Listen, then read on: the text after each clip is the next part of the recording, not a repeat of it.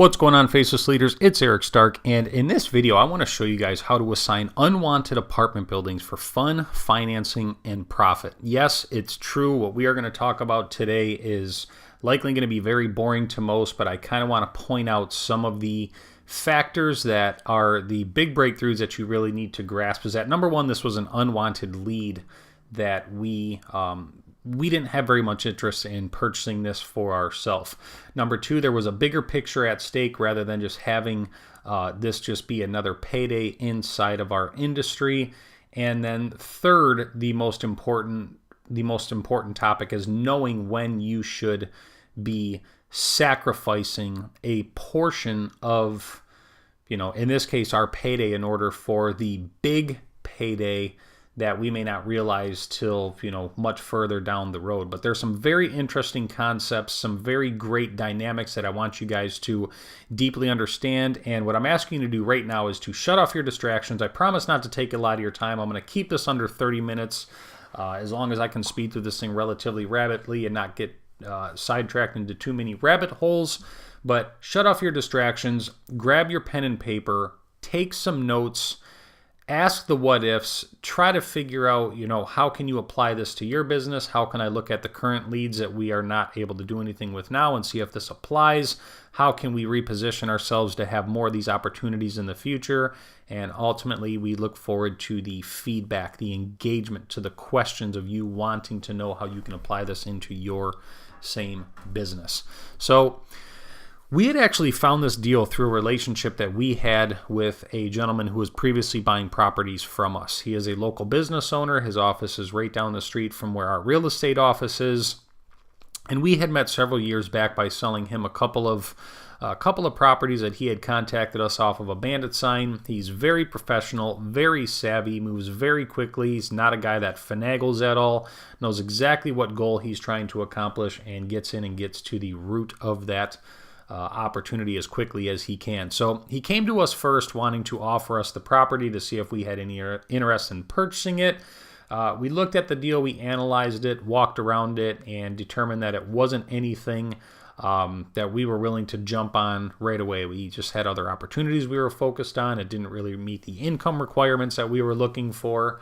And ultimately, we went back to him, let him know what our thoughts were, and he said, well, if you guys have any interest in it, I would consider doing owner finance for the right buyer. And anytime I hear somebody convert quickly from willing to take cash to willing to consider owner financing, my gears start turning inside my brain and says, okay, so now we have somebody that owns a piece of real estate that is willing to sell and be included in the financing. And generally the reason behind that is because they like their income. They don't need the cash. And if you were to give them the cash back, it's not that they would struggle to figure out where they're going to put it, but they're ultimately going to have to figure out where can they put that money in order to continue receiving some form of a return. Being that he brought it up to us that he's willing to remain included in the financing, told me that he didn't need the money back in his hands, but wherever he could get some kind of a return out of selling an asset and would free up his time was ultimately his goal and what he was trying to accomplish. So what we did was, we offered to sell this property on behalf of him. We gave him a 45-day option agreement at which we actually did put $1 down, but to hold true to the headline, that dollar was not ours. We actually had our assistant put the dollar up, and we had opened up escrow with that option agreement, secured it, and ultimately we had a really good relationship, so I didn't think he was going to do anything funny like try to, circumvent us or, sell it on his own. And we just had a very simple, profound, easy, professional relationship. And, we both trusted each other that we would do what we said we were going to do.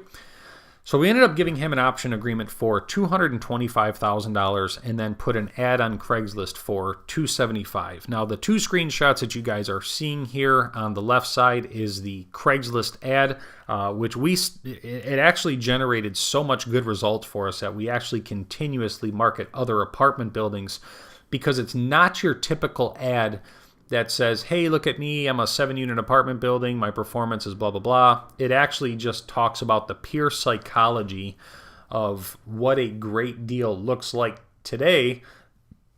And if you can kind of mentally unwrap yourself from being caught up in the marketplace from, last year, 2 years ago, or 5 years ago, one of the main conversations we find ourselves having with so many people is they miss the good old days, and they're stuck trying to find deals that fit into those parameters. And our whole Craigslist ad was based on the fact that if you're one of those guys, don't bother. But if you are in tune with the 2017 market and you know exactly what's going on in today's economy, then this is the opportunity for you. And the left side shows the screenshot of that Craigslist ad. The right side shows the option agreement that we gave the seller that was recorded in escrow. And we began marketing the deal.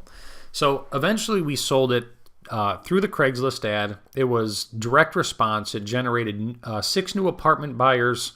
And the property truly generated a 10% NOI after all expenses, which if you guys are actively buying real estate today, you know that there's very few apartment buildings that generate 10% that are in a decent area. I would rate this as kind of a B- location. So I think 10% is very, very healthy. And we were very strict on qualifying the buyers that had came through. Now, we had a lot of interest from realtors and quote unquote buyers, and most of them just turned out to be wholesalers. But we were very strict on qualifying and making sure we had somebody serious, so we weren't just dealing with some kind of time waster. And the gentleman that we had actually chosen to go with considering their offer was somebody who had just purchased an apartment building directly across the street that was 13 units. So we felt that qualified him more than most other buyers. And then when he kind of gave us a letter of intent, we thought that it was a fairly strong offer, so we converted that over into writing up an agreement. That way we could open up escrow and officially get that buyer inside so he could actually view what he was purchasing. Part of our agreement was that we wouldn't let anybody inside the property until we had an acceptable offer. And moving forward, we sold the property for $255,000. The buyer obtained a loan, and that loan was with him putting down a $15,000 earnest money, $67,500 down payment. And throughout the whole process, we dealt directly with the loan officer. We spoke to the appraisers. We actually met them on site twice and build a relationship with them.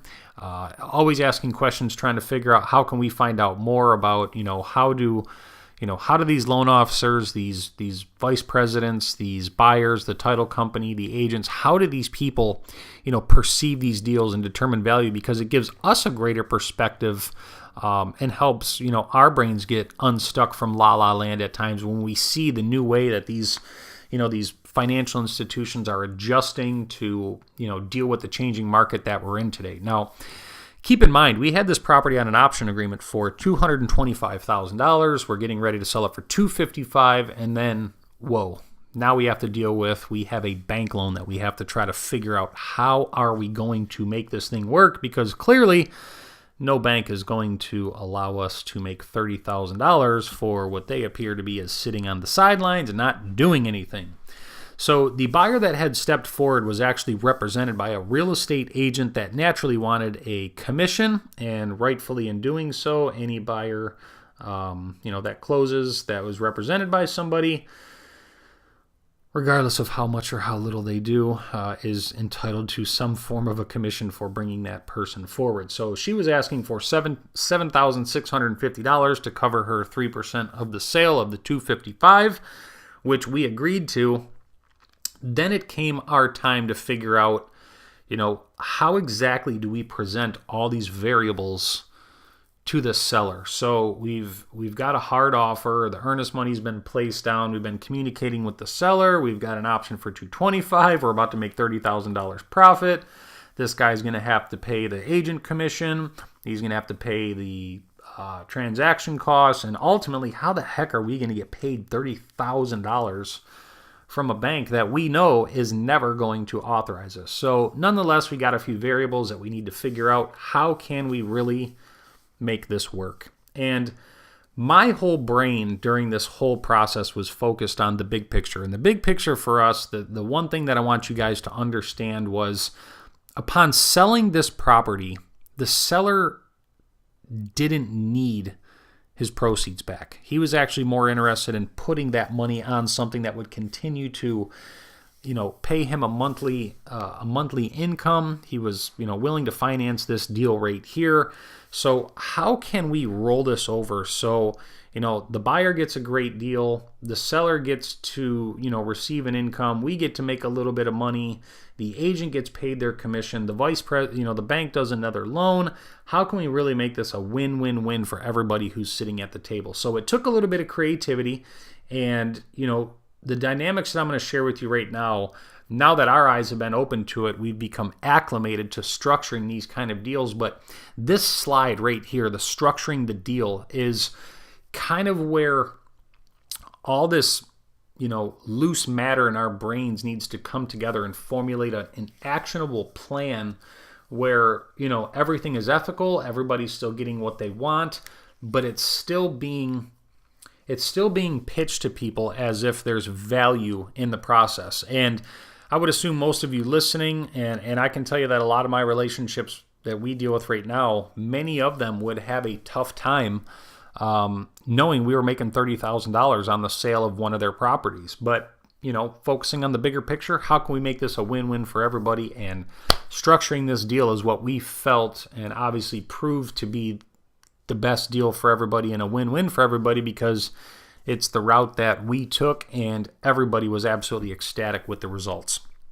So knowing all the facts and variables that we have on the table, we have the $225,000 option agreement, we have a $255,000 sale with a bank loan, we got some agent commissions that got to be paid, we got some closing costs, we still got some diligence that needs to be done. How are we going to structure this deal? So it could have just been a very simple $30,000 assignment, and the way that we would overcome that is you just go back to the seller, and rather than exercise your option agreement, you just have them sign an addendum that they will be paying you a $30,000 sale or a $30,000 fee upon the sale of that property. And we felt the way that we would sweeten that deal and not only make it seem less invasive that they were paying $30,000, was to actually structure the ability to request the proceeds from the sale of this building and place those funds on another property that we have across town on another building. So by adding those two components together, here's what we agreed to do. It could have just been a very simple $30,000 assignment. We could have went back to the seller, ripped up the option agreement, gave them an addendum that says, hey, we found a buyer, they're paying $255,000, you're going to pay us a $30,000 fee, we'll walk everything to closing. You're going to have some costs involved in the sale of it, but nonetheless, we got the deal done, here you go. Well, there was a bigger picture that we were able to determine for our business, and that was the fact that the seller did not need these funds. He was willing, he wanted to, not he was willing, he wanted to keep these funds in the market to where it was paying him every single month on a performing asset that he can drive by, feel, touch, see that it's performing, knowing that it's generating income for his personal life. So what we did was we went back to the seller and we offered to pay all of the closing costs associated with the sale. The transfer tax, the title insurance, the deed recording, the agent commissions, everything other than the tax prorations and any past due water bills, which since this property was run and managed so properly, there was no back taxes, no back due water bills. We went back to the seller. We offered to pay every bit of closing costs, including the commissions, which to us was right around $11,000. We did our math. We ran numbers on title. We figured out everything and said it's not going to cost us much more than $11,000 to do this transaction. So that would allow the seller to net $225,000 from the sale of that property. In exchange for resecuring those proceeds on a commercial strip center that we had for long-term, low-rate, amortized interest financing. So we agreed to cut our $30,000 assignment fee down by covering those $11,000 in cost, giving the seller the $225,000 that he originally intended on getting. And the trade-off was that he was going to give us the proceeds from the sale of this property, and we were going to give him a mortgage and a promissory note on a building across town that has cash flow and equity to support the amount needed to pay him for this loan. And rather than executing that option agreement, like you said, we replaced a simple addendum last minute, so the seller just paid our fee, not the buyer. The option agreement could have allowed, the way that it would have been structured was that fee was on the table, and the option fee is ultimately paid by the buyer, even though in many states it's a seller cost. Very, very easy for us to get around that. The one tough angle was it's not that we had to hide it from the bank, but the whole time the bank was kind of wondering, we weren't a realtor collecting a commission. We were kind of a seller representative in the process. And the only way that we were ever able to protect that was by going back to the seller and converting that option agreement over to an addendum that said that, sure, the building's selling for $255,000, but the seller is paying this company here $30,000. And even the bank was like, we don't really know what that's about, but ultimately it's a seller expense. We're not funding it or financing it, so we really don't care.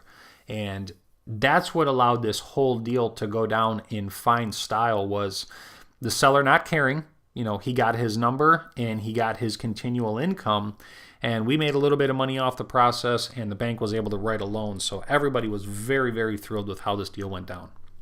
So when the deal had settled, we had earned, and I'm looking at the check right now, I have a copy of it in front of me in the file. We had earned $18,889.50 as pure profit from assigning this property. The real big payday was getting a few $100,000 in long-term, low-rate amortized financing on a property. The seller continues to receive excellent income on a great piece of collateral, but we just had this huge injection of cash inside of our business that allowed us to go buy more income-producing real estate. So a couple of things that made this deal really, really great was, number one, it closed. There was no appraisal issues. There was no inspection issues. At one time, the seller was getting a little bit of cold feet because another deal had popped up on the market nearby, and it was significantly less, but the condition wasn't the same. It didn't have the same tenant base.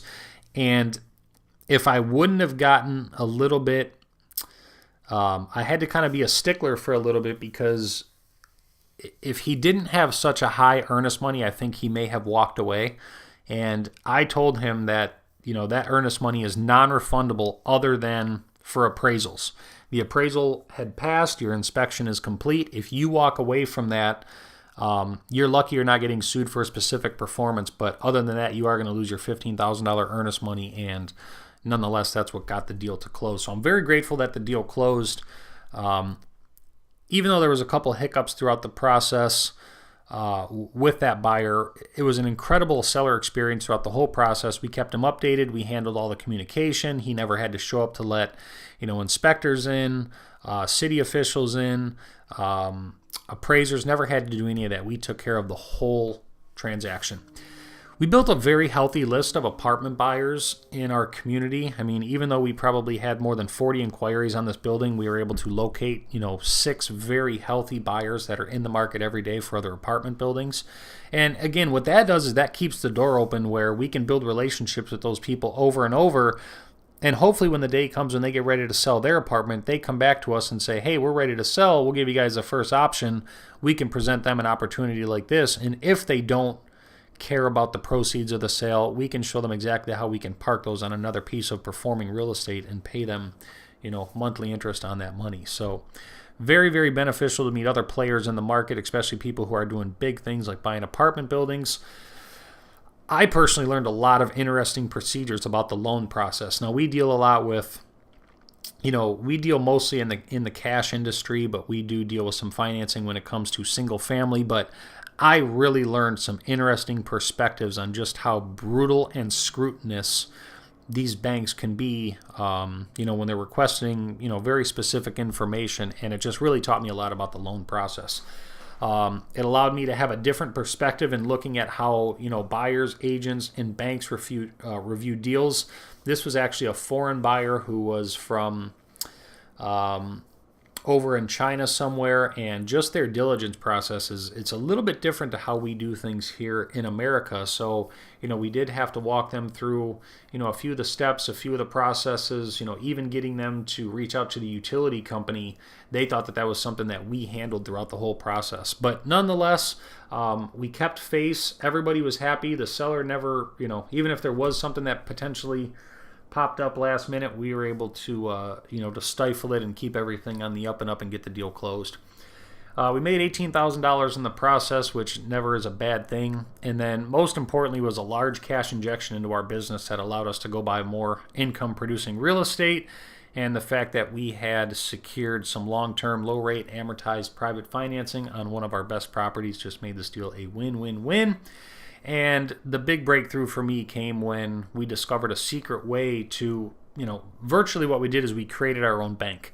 By selling this property and having control of the financing, we now have access to those funds where if we were to sell that other property where we put these funds, that seller is going to come right back to us and say, hey, I don't want this money back. You guys need to find a place to put it, or, give me some cash flow and equity where I can, continue to receive an income on a property somewhere. So it's a really good problem to have that, we can sell any of our assets at any given time. And when you go back to the seller and say, hey, we took an offer we couldn't refuse, it was just too good to be true, or, it was too good to pass up, we had to take the offer.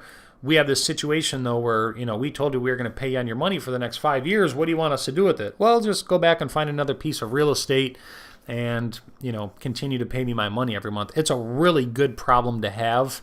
And we kind of stumbled upon that business model in this one process right here. So naturally, what we do is we look for dead leads in apartment buildings and properties that most people can't do anything with. And we figure out a way to market them and, get a small little payday from it, but ultimately walk away with the financing to go buy more real estate. So the things that made this deal tough were, number one, the realtor. The realtor was a foreign descent as well, and I think their customary process was a little bit different than ours. There was a point in time where she didn't want to show up for any of the inspections. She wanted me to meet her buyer, and I had kind of told her, I said, listen, if you're not going to be there to stand with us while all this stuff is going down, it's going to make it very hard for me to pay you a commission. And I'm not going to be, I have no problem being the guy that calls your broker and said, listen, I signed this agreement that I'm going to pay your realtor for bringing a buyer forward. But I said, I'm not an agent, so I don't have to follow the whole ethics thing.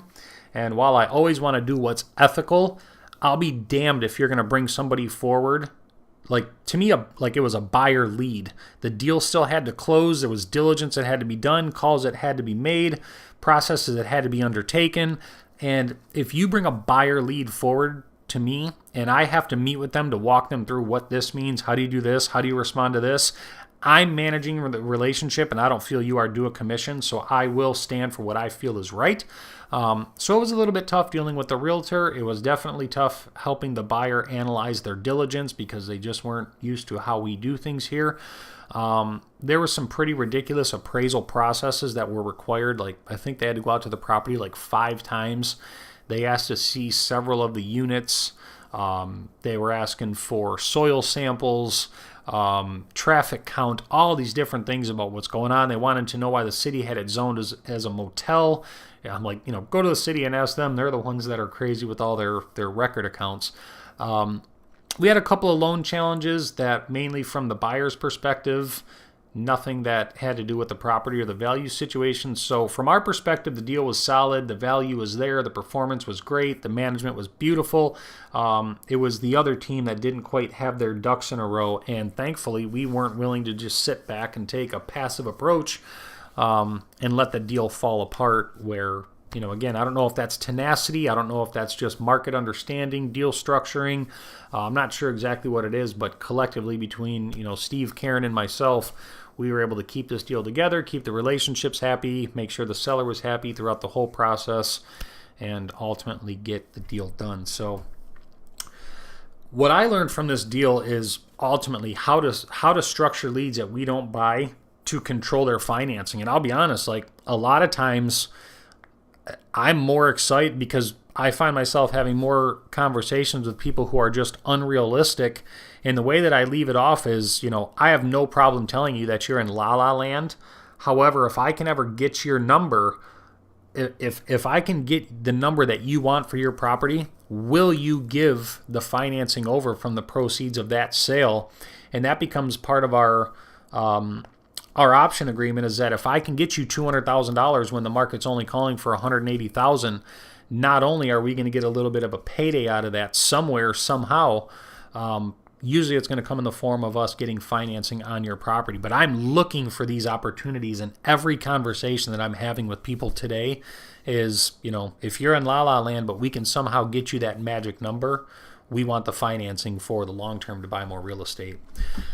So how to structure leads we don't buy to control financing. I definitely learned a lot about the art of effective direct response advertising. For years we would always put deals out there that, name, rank, serial number, address, price, performance, benefits.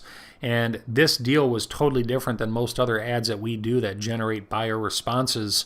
And I'll forever change the way that we do marketing to advertise properties, because, even though we still attracted, 40 or so people that, most were time wasters, we had a lot of people say that, man, just the way that you don't give any information about the property, but you make me feel as if this is a great opportunity. And that was the whole purpose of that ad. So how to control properties with an option agreement and generate large paydays with private financing upon sale. That was a huge, huge breakthrough for me, is just to know that I can have the confidence of going out and having a conversation with somebody who is in la la land about their property and say, well, I won't spend a moment of my time, wasting your time, because I can tell you, from the numbers that you're asking, it's just not going to happen. And I can leave them confidently and say, by the way, if I do have a conversation with somebody who's interested in buying your property and you get the proceeds, if I can get you that sale commitment, will you give those proceeds over? And if they say sure, I give them an option agreement. And my option agreement simply states that for $1, we're agreeing to buy your property for this price, and you agree to give us the financing proceeds from the sale of that property if we can procure a buyer. So it's relatively simple, and it's just been a huge, huge breakthrough, because let's face it, many of us investors are having more and more conversations with people that are they're not meeting the criteria that we need to buy these properties with confidence. Key takeaways from the deal: look for the bigger opportunity rather than just a signing. Make it easy for the representing party to do business, and just understand smart leverage. Now, the one thing that I would encourage people to really think about when it comes to deals like this is, what do you do in the event that you don't have a property to put this on? Hopefully that's a question that's been churning in some of your brains there, is, that's great that, you sold a property and you have this problem of figuring out where to put the money, but what happens if you don't have a building to put that money on? Well, in the interim, while you're doing deals like this, knowing it's coming your way, you can also reach right back out to this same group of people that have responded off this ad and say, I am now in the market looking for an apartment building or a retail strip center, or a single family home, whatever the case may be. Turn right back to that network that that is actively doing deals and say, hey, I'm in the game of doing the same thing as well. And now the conversations start picking up, the activity occurs, the momentum is growing, and before long you're getting a phone call back that says, hey, I think I've identified something that would work for you. Now you're in the game of being somebody who's on the same level of the people that you are servicing inside of this very industry. Now, if you don't have a place, that you're able to put it, or, you struggle with identifying it, just let that lender know that that money can sit in escrow at the title company. They can hang on to it, and they can take the proceeds back if they need to, and just say, listen, when I find a property, the agreement is just to borrow those funds. There's no, I'm not going to pay you like a fee for it. I'm not going to pay you any points. We're just going to roll that money over at the same interest or same performance you were receiving on this other property here. And in our case, we just did single rate amortized financing, and I won't disclose what that rate is because that's between us and the lender. But it's on you to determine exactly what those terms are, and it should be somewhere generally around where this property was performing. But keep in mind, they're hands off now, where this guy was making, over 10% because he had bought it years ago. For it to perform healthy at 10% for today's market, if we were to assume that's a hands-on position at 10%, it shouldn't be too hard for you to sell somebody at 6, 7, 8% who's not going to be hands-on whatsoever. So I hope you guys learned a few things during this case study. I think we kept it under the 30 minutes, which was our goal. And again, do me a favor, ask your questions below, leave your comments, tell us what you guys want to know more of. How did this happen? What happened when this occurred? Just so you guys can really help wrap your brain around how to do these deals. And more importantly, go take action and look for these kind of opportunities. Start having conversations with more of your dead leads to find out, what is the real goal that they want from the sale. Many times you'll find out it's not money driven of why people sell their properties. So thank you guys so much for taking the time. I look forward to your questions below. If you guys want to get involved in one of the upcoming workshops, one of the upcoming masterminds that we have going on, feel free to just reach out, comment below, find us both online. Steve Mills, Eric Stark, the Faceless Leaders Group. We'll see you guys on the next case study. Go out and make it happen.